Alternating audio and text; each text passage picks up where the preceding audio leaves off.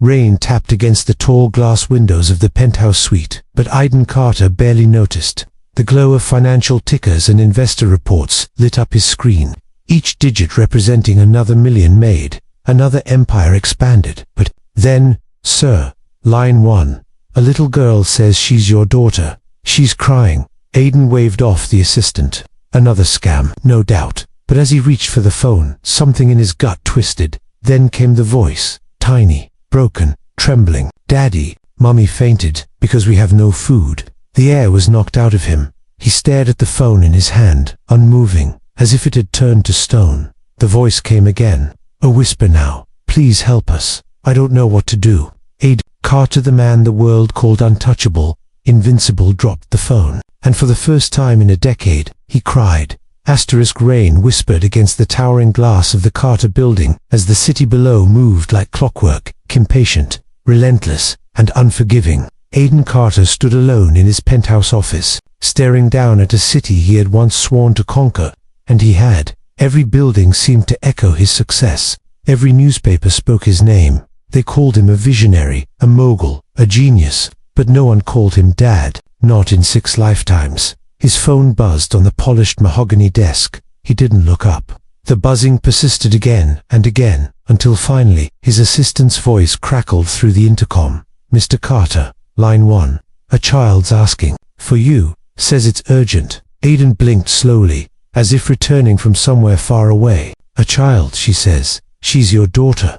Silence. He chuckled under his breath, annoyed. Probably a scam. Tell her too, she's crying. Sir Aidan hesitated. The city noise faded beneath the beating of his heart. Something about those words it hit differently. With a sharp inhale, he pressed the line. Hello, static, then a breath. Is this Aidan Carter? The voice was soft, fragile. It trembled with something that wasn't just fear, it was hunger, loneliness. Yes, he said, slowly. Who is this? Are you my daddy? The world stopped spinning. He felt the question more than he heard it. The voice was no more than a whisper, delicate, uncertain, the kind of voice that carried truth. Who is this? His own voice cracked, something it hadn't done in 20 years. My name is Lily, she said. Mummy told me you were far away, but she fainted today, and she's not waking up.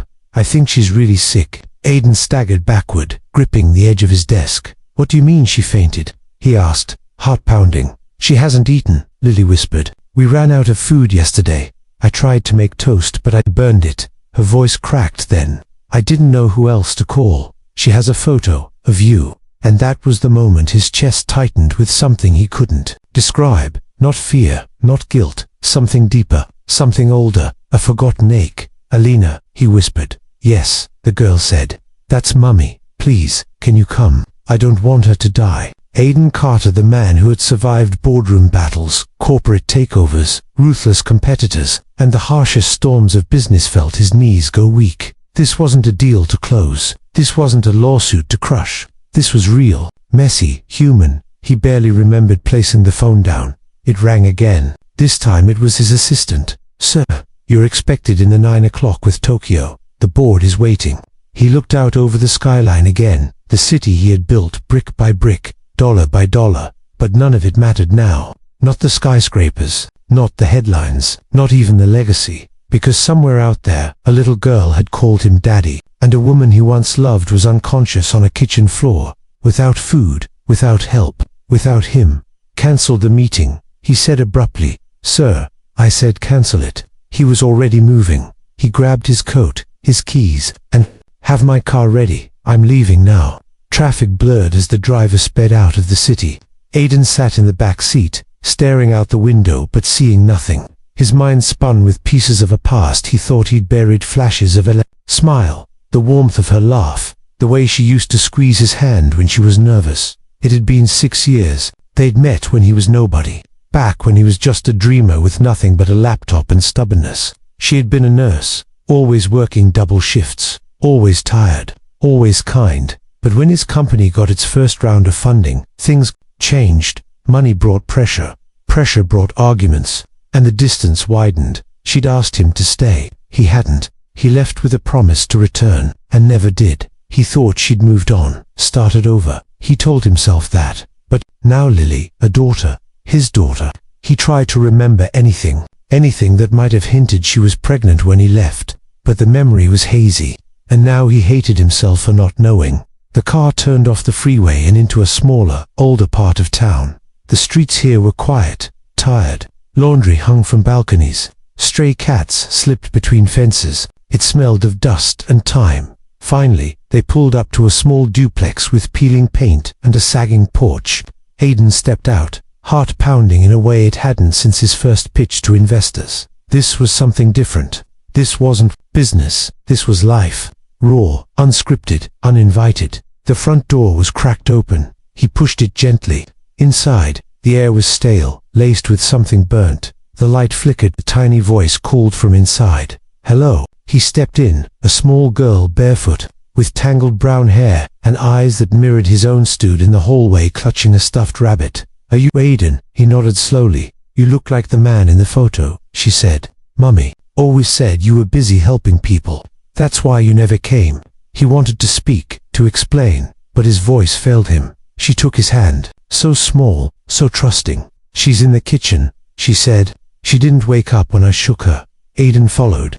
His footsteps felt heavier with each step, and then he saw her, Alanathin, pale, collapsed on the linoleum floor beside a broken chair. There was a glass of water spilled beside her, and an open can of soup that had never made it to the stove. Call an ambulance, he told the driver. Then he knelt beside her, gently brushed the hair from her face. Her skin was cold. Alina, he whispered. I'm here now. Behind him, Lily stood in the doorway, tears brimming in her eyes. Is she going to be okay? She asked. He turned toward her, and in that moment, he didn't care about boardrooms or investors or anything he used to chase. All he saw was this small, scared child who needed something more than money. She needed a father. I don't know, he said softly, but I promise you this, Lily. I'm not leaving this time. She nodded, biting her lip, and stepped closer to him. She slipped her tiny hand back into his. The ambulance siren wailed in the distance, and Aidan Carter, the man who thought he had everything, realized he'd had nothing.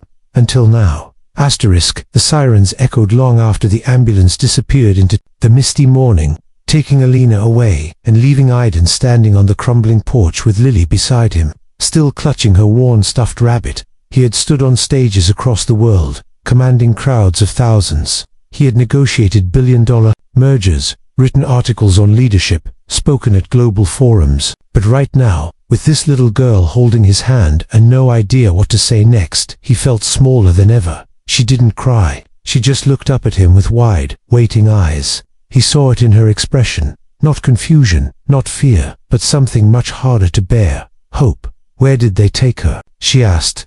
County General, he said, finally finding his voice. I'll take you there. But she didn't move. Instead, she turned and looked back at the house. Her voice was quiet. I should grab her sweater. She gets cold in hospitals. And just like that, something cracked in his chest. She moved through the little home with familiarity.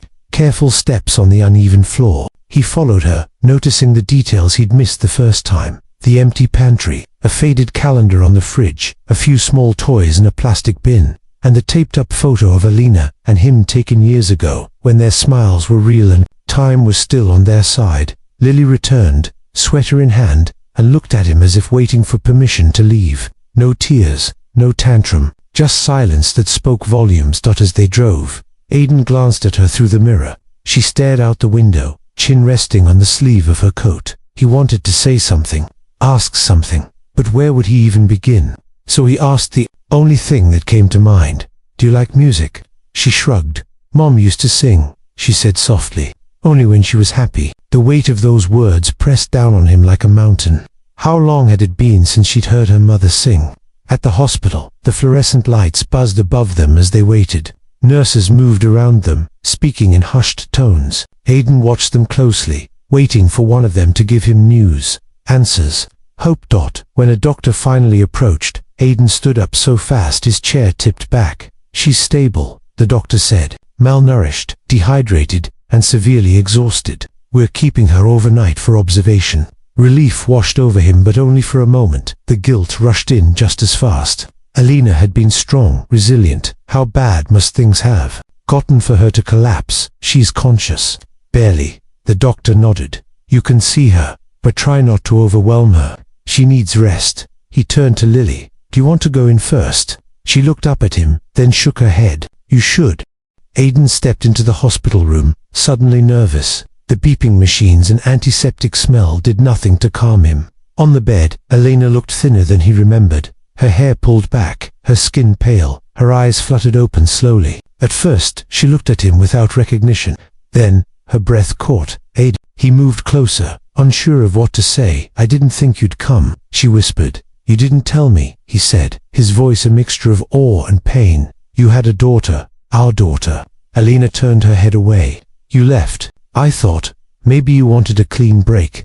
Did you think I wouldn't have wanted to know? His voice cracked. That I wouldn't care. I thought it would ruin everything for you, she said, blinking slowly. Your dreams were coming true. I didn't want to be the one to hold you back. You weren't holding me back, he said, sitting beside her. I was running from everything. She was quiet for a while, her breath shallow. I tried. Aidan, I worked night shifts. I gave up school. I sold my mom's jewelry just to pay rent. There were nights I didn't eat so Lily could. His throat tightened. He reached for her hand, unsure if she'd let him. To his surprise, she didn't pull away. I failed you, he said. No, she whispered. Life just happened. She closed her eyes briefly, exhaustion pulling at her. I never wanted to call you. I never wanted Lily to think you were someone she could count on. But yesterday, when I collapsed, I told her if anything ever happened to me, she should call the number taped behind the photo. Aidan felt like the wind had been knocked out of him again. He remembered that photo framed on the fridge with 2 cracked corners. Behind it, a number scribbled in fading ink. She trusted you, Elena said, even when I wasn't sure I did. Outside the room, Lily sat on a chair too big for her, feet swinging above the floor.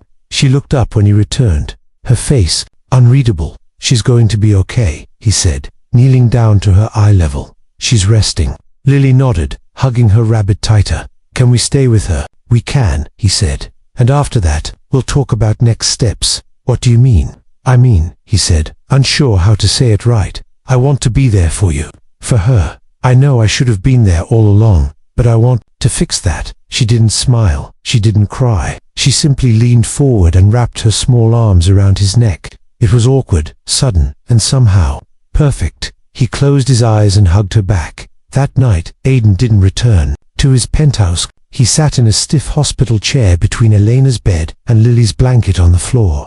The glow of the city never reached them here, but in the quiet of that room, something deeper was happening. Not business, not success, something real. He listened to Lily's soft breathing as she fell asleep, her head resting against his side. He watched Elena stir slightly, her fingers twitching, holding on, and somewhere between midnight and dawn, Aidan realized something with aching clarity. He had spent years building a world of glass and gold, but it meant nothing without the warmth of those he'd left behind. He didn't just want to make things right, he needed to. This wasn't just a second chance, it was the beginning of a life he never knew he wanted, and now couldn't live without. By morning the rain had stopped, leaving the hospital parking lot gleaming under a soft grey sky. Aidan hadn't slept. He couldn't not, with so many thoughts tearing through him like a storm. Every second of the night was filled with silent regrets, unanswered questions, and one quiet, steady purpose. He wasn't walking away this time. Lily was still curled beside him, her small breaths rising and falling in rhythm. A blanket had slipped off her shoulder, and he gently pulled it up without waking her. He sat there in the stillness, staring at the hospital monitor's blinking light, listening to the muffled footsteps in the hallway beyond the door. He had always believed control was the key to success, control over numbers, over people, over plans. But here, in this small room filled with machines and soft beeping, he was learning something else. Sometimes, the most important moments in life are the ones you never planned for. Elena stirred just after sunrise. Her eyes opened slowly, adjusting to the soft light, and then landed on him. You're still here. I'm not going anywhere, he said gently. She studied him in silence, her gaze unreadable. You don't owe us anything, Aidan. He shook his head, his voice low but steady. That's not true. I owe you everything. A nurse stepped in, checking vitals and murmuring kind words. Aidan watched Elena wince slightly as she shifted. and a pang of guilt twisted inside him again. He remembered how full of life she once was, the girl who made him laugh at his own ambition, who challenged him to be better without saying a word. Now she looked tired, worn down by battles he never saw. He waited until they were alone again. Before speaking, "I want to help. Not just with bills or doctors. I want to be part of your lives." Alina looked at him, eyes narrowing slightly. "Aidan, it's not that simple. I know it's not, but I want to try. I want to be a father to Lily. I want to help you get better." A flicker of something passed through her eyes. Hope, maybe, or fear. "She doesn't know who you really are," Alina whispered. "All she knows is that you were the number behind a photo. That's it. If you come in now, she'll start believing you're her hero. Are you ready for that kind of responsibility?" He paused, caught off guard by the question. Then he nodded. "I wasn't there for her first steps, or her birthdays, or the nights she cried. I missed all of that. But if she lets me, I'll be there for everything from now on. The scraped knees, the school plays, the sleepless nights, all of it." Alina stared at him for a long time, then turned her gaze to the window. "There's a part of me that wants to believe you," she said quietly. "But I'm tired, Aidan, and I can't protect her from another heartbreak." He felt the weight of those words, and for once, instead of defending himself or making promises, he just sat beside her. Sometimes, the hardest part of rebuilding wasn't saying the right thing, it was showing up, again and again, until your actions spoke louder than your past. Later, that morning, Lily woke up and climbed onto the bed beside her mother. Aidan watched the two of them, the unspoken bond between them so natural and deep it humbled him.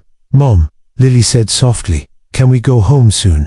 "Soon," Alina replied, brushing hair from her daughter's forehead. "Can Daddy come, too?" The room went still. Alina looked at Aidan, then at Lily. "He's staying for a while," she said carefully. "We'll figure things out together." Lily smiled. "I'm glad." That afternoon, Aidan stepped outside to take a call from his assistant, but his mind wasn't on business. The boardroom could wait. Contracts could wait. Everything that once consumed him now seemed distant. He had a new priority. He returned to the hospital with a bag of fresh clothes for Lily, snacks, and a teddy bear he'd picked up from the gift shop, not because she needed it, but because something told him she hadn't been given something just for joy in a long time. She lit up when she saw it. "You got this for me?" "I did, thank you," she said, hugging it tightly.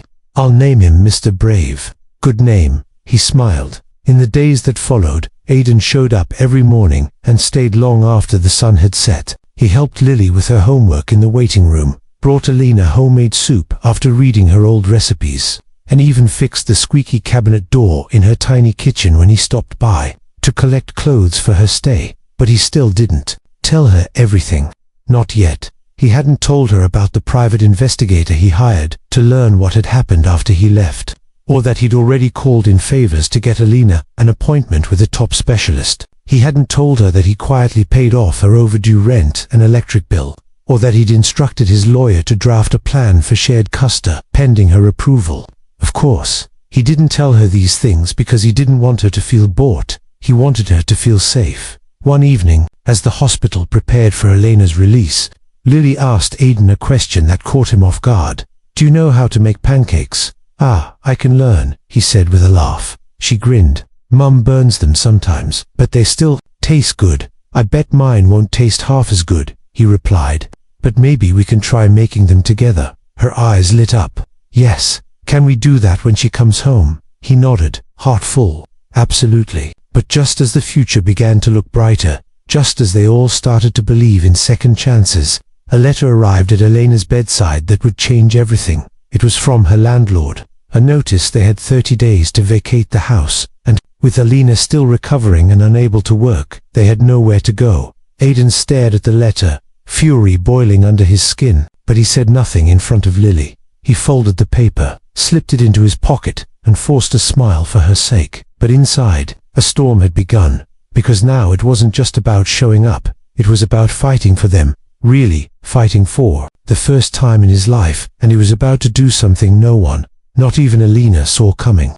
The paper felt heavier than it should have. A simple letter, a few printed lines, a date, a signature, and yet, it weighed like a stone in Aidan's pocket. He paced the hospital corridor with the notice clutched in his fist, his mind racing. Alina would be discharged in 3 days. She had nowhere to go. Lily would come home to an empty kitchen, no lights, and a locked door.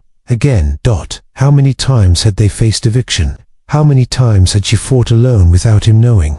And how had he let this happen when all this time he'd been signing million-dollar contracts while his daughter slept hungry under a leaking roof? Aidan pulled out his phone and made the first of several calls. "I need a meeting with Ronald Hayes. Today," his assistant stammered. "Sir, that's the chairman. He's today," Aidan interrupted. Now, it took 2 hours and a flurry of executive chaos, but Aidan finally stood before the boardroom table of one of the most powerful conglomerates in the city, his own. The same room where he had once felt invincible, where he'd demanded results, crushed competitors, and earned every inch of his reputation. But now, he felt like an outsider, as if he didn't belong among these polished men in custom suits. Ronald raised an eyebrow as Aidan entered. "You asked for an emergency meeting. We assumed it was about the quarter's projections." "It's about priorities," Aidan replied calmly. He placed the eviction letter on the table, letting the weight of it land where it needed to. "I'm stepping back." Gasps and murmurs shot across the table like lightning. Ronald leaned forward. "You're what?" "I'm resigning from daily operations, effective immediately. Someone else can lead quarterly reviews. Someone else can deliver shareholder reports." "You built this empire," another executive said in disbelief. "What are you talking about?" "I built this," Aidan said, looking around the room. "But I also abandoned something far more important in the process." He pulled a small photograph from his wallet, an old one of Elena and Lily, taped and folded at the corners. He set it beside the eviction notice. "My daughter," he said. "She called me for the first time 3 days ago because her mother collapsed from hunger. They're being evicted, and I didn't even know they existed until that call." Silence. "No merger, no quarterly profit, no title is more important than fixing this, than being there. I've made money. Now I need to make things right." Ronald stood slowly. "You're not thinking clearly, Aidan. This sounds like guilt." "No," Aidan cut in. "This is clarity. The kind that only comes when your past knocks on your door and you finally have the courage to answer." Without another word, he left the room. That night, Aidan drove back to the hospital with a new fire inside him. He wasn't just showing up anymore. He was taking action. He arrived with a new key in his hand. Aidan found Alina sitting upright in bed, watching Lily draw with crayons at the foot of the bed. When he walked in, they both looked up. "Hey," Alina said softly. "Everything okay?" "More than okay," Aidan said, crouching beside Lily. "I have something to show you both." He pulled out the key and placed it in Lily's hand. "What's this?" she asked, puzzled. "It's to your new home." Elena's eyes widened. "Aidan, it's not a mansion. It's not flashy. It's just safe, clean, close to a good school, and it's yours for as long as you need." Tears welled up in Elena's eyes before she quickly blinked them away. "We can't accept. You're not accepting charity," Aidan said firmly. "You're accepting what I should have given you years ago, a foundation, a place to start again." Alina looked at him with such rawness, he could hardly bear it. "And after all this," she asked quietly, "what then?" "Then," he said, "we learn, we build, we heal, and if you'll let me, I'll be a part of that, every step of the way." Night, Alina cried for the first time since the collapse, not from pain, not from fear, but from the sudden release of years of carrying too much, too alone. And Lily, who hadn't cried at all since the day she made that phone call, finally curled up in her mother's lap and whispered, "We're gonna be okay now, right?" Alina held her close. "Yes, baby, we are." The move happened quietly, without fanfare. A small house near a park, with sunlight in the kitchen and a room just for Lily, painted sky blue. Aidan didn't just drop them off. He unpacked boxes, hung curtains, installed shelves, and helped Lily organize her books by color. On the second night, he cooked pancakes. They were slightly burned, but she declared them the best ever and made him promise to try again. And still, something unspoken hung in the air, because while Aidan had shown up and stepped up, there was a deeper truth he hadn't faced. Yet not with Alina, not with himself. Why had he left? Why had he never looked back? And what did it truly mean to be a father? Not just in moments of crisis, but every day after. One evening, after Lily had fallen asleep and the house was wrapped in quiet, Aidan stood on the back porch with Alina. "I can't fix the past," he said finally, "but I want to understand it." I owe you that. Alina leaned against the railing, her voice barely above a whisper. You left because you were scared. I know that now. And I didn't stop you because I was scared too. He looked at her, really looked. I wanted so badly to prove I was worth something, he said. But now I realize, worth isn't measured by what the world sees. It's by who you show up for. And I want to keep showing up, even when it's messy, even when I don't know how. She didn't say anything for a long time. Then she nodded slowly. Then, let's figure it out, one day at a time. As the wind stirred the trees above them, Aidan felt something shift deep inside, a quiet kind of peace, a beginning. But just as he thought the hardest part was over, a knock came at the door the next day, and when he opened it, the man standing there looked too familiar, a shadow from his past, a secret he'd buried, and the words that followed would change everything all over again. Aidan hadn't expected anyone. Not that morning, not on that doorstep. The knock had been sharp 3 times, too certain to be a neighbor, too firm to be a friend. When he opened the door, the sight of the man standing there made his blood run cold. Hello, Aidan, the man said, his tone smooth, but edged with something darker. He hadn't changed much, maybe a little grayer at the temples, maybe a little heavier, but the eyes were the same. Calculating, unshakable eyes that had once sat across the table from Aidan in boardrooms filled with quiet betrayal. James, Aidan said, his voice tight. It's been a while. 6 years, James replied, stepping over the threshold without invitation. Funny how time flies when you're building empires and hiding skeletons. Aidan closed the door slowly, heart thudding. Lily's laughter floated from her room upstairs. The contrast was jarring, her innocence, his darkness. What do you want? Aidan asked, keeping his voice low. James glanced around the living room, noting the modest furniture, the photos newly framed on the walls, Lily's drawings, Elena's tired smile. So this is the new life, huh? Domestic bliss. Get to the point. James looked at him and smiled, but there was no warmth in it. He disappeared from the scene, just like that. Handed over your shares, vanished from the board. No press, no scandals. Everyone thought you cracked. I found something more important, Aidan replied, standing firm. Yeah, about that. James reached into his coat and pulled out a thin folder. He tossed it onto the coffee table. Aidan's eyes flicked to it, his name printed across the top in bold letters. What is this? Proof, James said, walking slowly around the room. That 6 years ago, before your retreat from the world, you made a deal. One that involved funneling assets through a now defunct shell company. When Elena's name is connected to. Aidan froze. That company was buried, he said. Not buried enough, James countered. And now, someone's digging. A reporter maybe, or someone angling for a headline. Either way, your new life, it's sitting on a fault line. Aidan stared at him. Why are you here? Because I still have influence. I can make it all go away. But I want something in return. Of course, James never came without a price. What do you want? Aidan asked slowly. I want your voice at the city council redevelopment vote. That low-income housing project. You're the only one people still trust. I want your public support, or all this. He tapped the folder. Gets out. Aidan. FISTS clenched. That project wasn't just political. It was personal. Alina had grown up in that neighborhood. It was where he'd met her, where she had taught music in the community center that was now set to be demolished. If I vote with you, hundreds of families lose their homes. James shrugged. Life's about choices. He walked to the door, pausing as he looked back. Think about it. You've finally got a shot at redemption.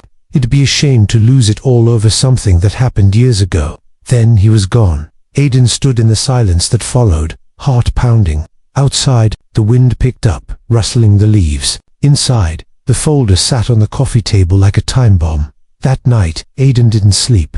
He sat at the dining table long after Alina and Lily had gone to bed, the folder open in front of him.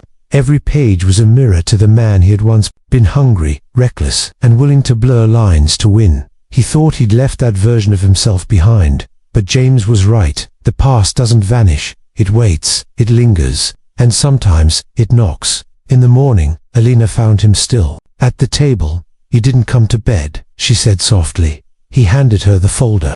She read in silence, her face unreadable. When she finally looked up, her eyes held a calm he didn't deserve. Is it true? Yes. And this man, he's blackmailing you. Yes. She nodded slowly. Then you have a choice too. Aidan looked at her, shame thick in his throat. I wanted to protect you and Lily from everything. I thought walking away from my old life meant leaving the danger behind too. She sat beside him and placed her hand over his. Protecting us doesn't mean hiding the truth. It means facing it with us. Later that day, Aidan made 2 calls. One to a journalist who had once tried to expose him. He told her everything. The second to a community leader at the housing project. He promised to speak at the vote not for James, but for the people who deserved to be heard. The media storm hit within 24 hours. Headlines screamed betrayal. Former executive admits to past financial misconduct. Some board members called him reckless. Investors panicked, but amid the chaos, something else emerged: admiration, not for his past, but for his honesty. People showed up to the housing vote in record numbers. Families who had never had a voice now had one. And when Aidan took the podium, he didn't defend himself. He confessed. I failed, he said. I put ambition before people. I hurt the ones I loved the most. But I've been given a second chance, not to fix everything, but to stand up for what's right. The council voted to preserve the neighborhood. The housing project stayed. When Aidan returned home, he found Lily waiting at the window, watching. For his car, he stepped inside, expecting Elena to be guarded. Instead, she wrapped her arms around him and whispered, "Welcome home." But just when things began to settle, another letter arrived. Not from a reporter, not from a lawyer, from someone Aidan hadn't thought of in years. It began simply, "You don't know me, but I know who you are, and I think I might be your son." And just like that, the past knocked again, this time with a revelation that could shake everything he had just begun to rebuild. Asterisk, the envelope was cream-colored, unmarked, with only his name, Aidan Walker, written in sharp, unfamiliar handwriting across the front. No return address, no postage, as if it had been placed, not mailed. He almost didn't open it. After everything, the call from Lily, the hospital, the boardroom collapse, James and the public scandal, he thought he'd faced it all. Thought there were no more surprises waiting behind closed doors. But then came this. He sat on the edge of the couch, heart pounding in a way that had nothing to do with business or boardrooms. It was something deeper, a tremor in his soul. He opened the letter. "You don't know me," it began, "but I know who you are. My mother told me the truth before she died. She said you loved her once, a long time ago, and that she never told you about me because she thought it was better that way. She said you had big dreams, and that I'd only slow you down. She might have been right, but I've wondered about you my entire life." Aidan's hand trembled as he turned the page. "I'm not writing for money. I don't want anything from you except to know if you ever thought about MIF. Maybe, somewhere deep down, you felt something was missing and didn't know why. I've spent my whole life being told I look like someone I've never met. There was no name, just a phone number, and one final sentence. If you're not ready, I understand, but if you are, I'd like to meet the man who might be my father." Aidan sat still for a long time. The room seemed to shrink around him, the air suddenly thick. Another child, another consequence of a life spent chasing success and leaving people behind like footprints on a wet street. He stared at the number, wrote it down, folded the letter again.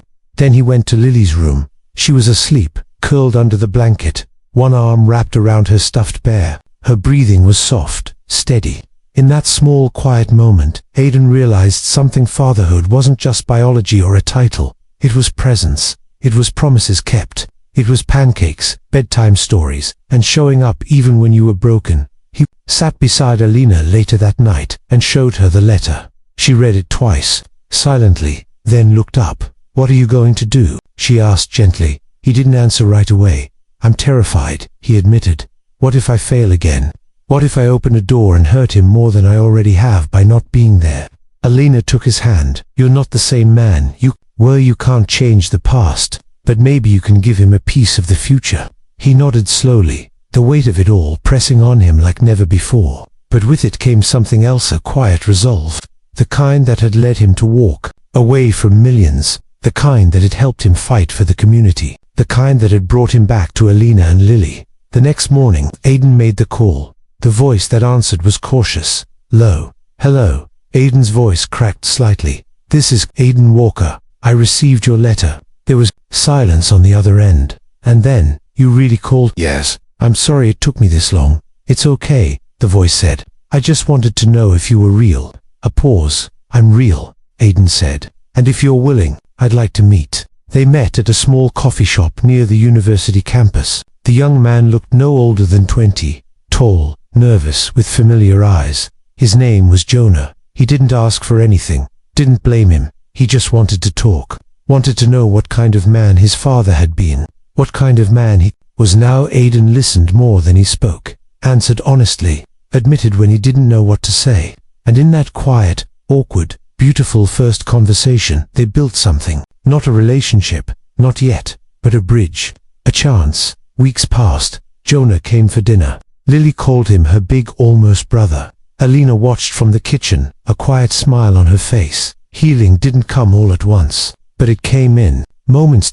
In Jonah's hesitant laugh, in Lily's joy, in Aiden learning to be present.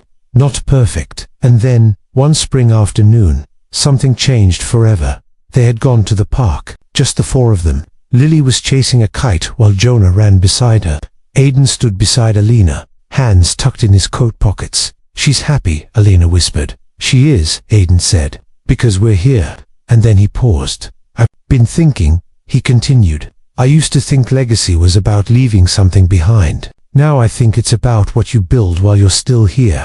Alina turned to him. What are you building now? He looked out at the green grass, the sky, the two kids laughing in the sun. A life, a family, one I'll never walk away from again. She smiled then, and slipped her hand into his dot, and as the wind carried Lily's laughter into the sky, Aiden knew one thing with absolute certainty. The past may have shaped him, but the future, he was building it one promise, at a time.